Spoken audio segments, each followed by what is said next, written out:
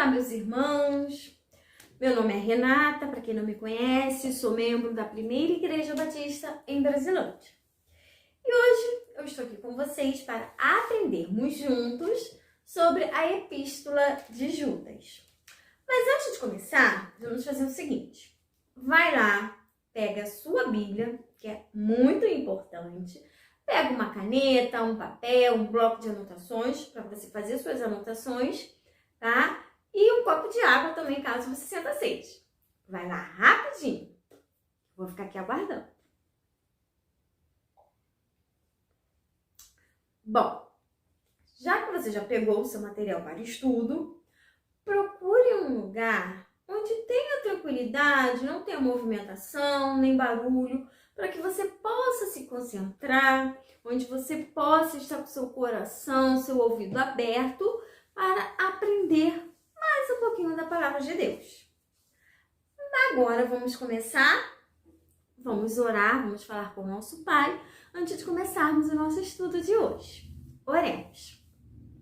Pai amado que está nos céus, ó Pai, muito obrigada, Senhor, porque Tu estás sempre conosco. Obrigada pelo ar que respiramos, obrigada pela saúde que o Senhor nos concede, obrigada porque hoje nós acordamos com vida. Esteja com esse estudo, fale aos nossos corações. Ó Deus, abra nossa mente, os nossos ouvidos, os nossos corações, para que possamos receber o seu alimento, receber a sua palavra.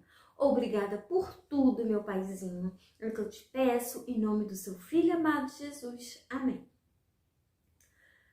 Hoje vamos falar sobre a Epístola de Judas. Abre a sua Bíblia lá em Judas, tá? No finalzinho da Bíblia, abre lá. E nós vamos aprender um pouquinho sobre Judas. Você sabe quem foi Judas? Ou você sabe de qual Judas eu estou falando? Porque Judas, né, para os judeus era um nome muito comum. Então existiam vários Judas. Mas qual Judas será que eu estou falando? Não é o Judas Iscariote, que era um dos apóstolos de Jesus, conhecido por ter traído Jesus. Não é desse que nós iremos falar. Nós iremos falar de Judas, o meu irmão de Jesus Cristo. E Judas, ele é citado pouquíssimas vezes, tá? Aqui na Bíblia. Abra sua Bíblia lá em Mateus 13, 55. Eu vou abrir junto com você. Vamos lá. Mateus 13, versículo 55. Aqui faz uma referência de Judas. Tá? Vamos ver o que a Bíblia aqui nos fala. Vamos lá, 13:55. Diz o seguinte: não é este o filho do carpinteiro? Sua mãe não se chama Maria e seus irmãos Tiago, José, Simão e Judas? Ele citou Judas, tá? Estavam se referindo a Jesus e falou, né? Seus pais não são esses, seus irmãos não são esse, e Judas, onde ele cita Judas. Lá em Marcos 6, versículo 3, é o versículo que também cita Judas, tá? Abre, por favor, em Marcos 6, versículo 3 e acompanhe junto comigo.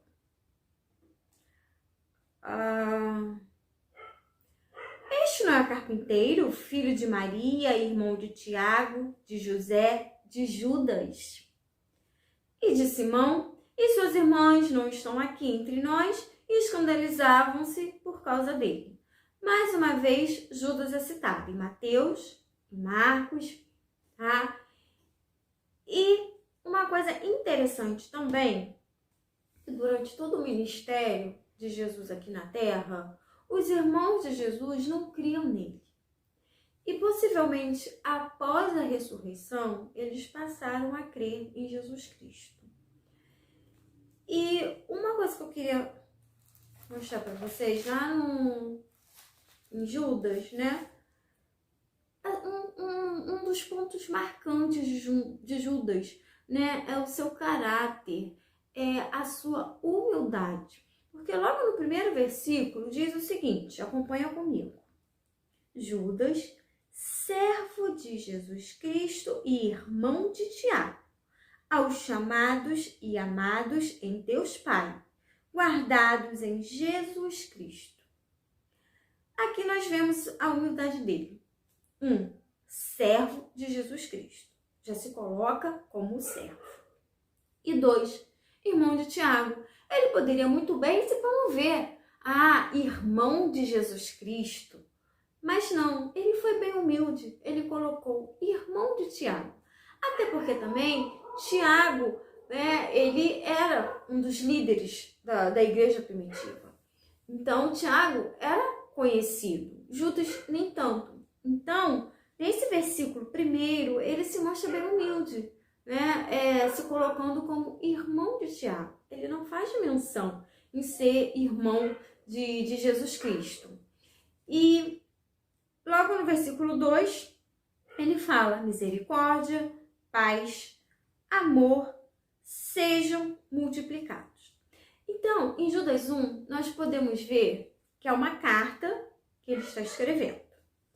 E provavelmente nós não sabemos, quando que essa carta foi escrita, mas se de fato também foi escrita por Judas, irmão de Jesus Cristo, é provável que essa carta tenha sido escrita entre 70 e 80 depois de Cristo, tá? Mais ou menos por aí. E para quem que essa carta foi escrita? Essa carta, tá? Ela está sendo direcionada aos cristãos. Essa carta era destinada aos cristãos, Então, onde ele fala o seguinte: amados, se referindo aos cristãos. Enquanto me empenhava para vos escrever acerca da salvação que nos é comum, lá no versículo 3, acompanha comigo. Senti a necessidade de vos escrever, exortando-vos a lutar pela fé entregue aos santos de uma vez por todas. O que ele fala no versículo 3? Que ele,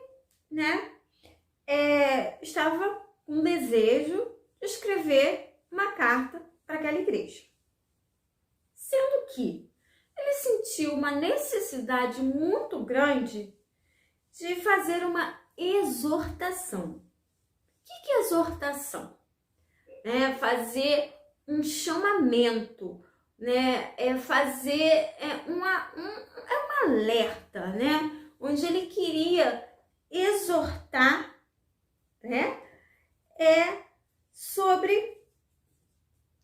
sobre a fé. E ele explica o porquê disso. Lá no versículo 4, acompanha comigo. Porque certos homens se infiltraram entre vós sem que fossem notados. Desde há muito tempo eles estavam destinados para o juízo. São homens ímpios que mudam a graça do nosso Deus em libertinagem e negam o nosso único soberano e Senhor Jesus Cristo. Então, o que ele fala? Ele ia escrever uma carta para a igreja, mas sentiu a necessidade de fazer uma exortação.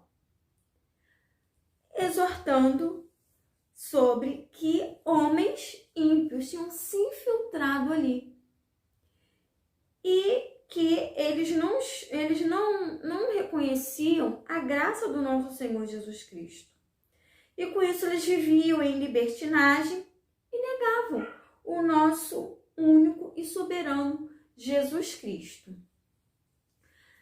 O versículo-chave de todo esse capítulo é o versículo 3, onde ele fala o seguinte: amados, embora eu tivesse feito todo o esforço para vos escrever a respeito da salvação que temos em comum, achei necessário escrever-vos para vos exortar a travardes de uma batalha difícil pela fé que de uma vez para sempre foi entregue aos santos. Por que o versículo-chave? Porque ele está fazendo uma exortação. E logo no versículo 3 e 4, ele expressa o seu desejo, né, do cuidado com os cristãos que estão ali, Ele demonstra esse cuidado. Então ele fala, né, que para terem cuidado com esses homens que se infiltraram ali na igreja.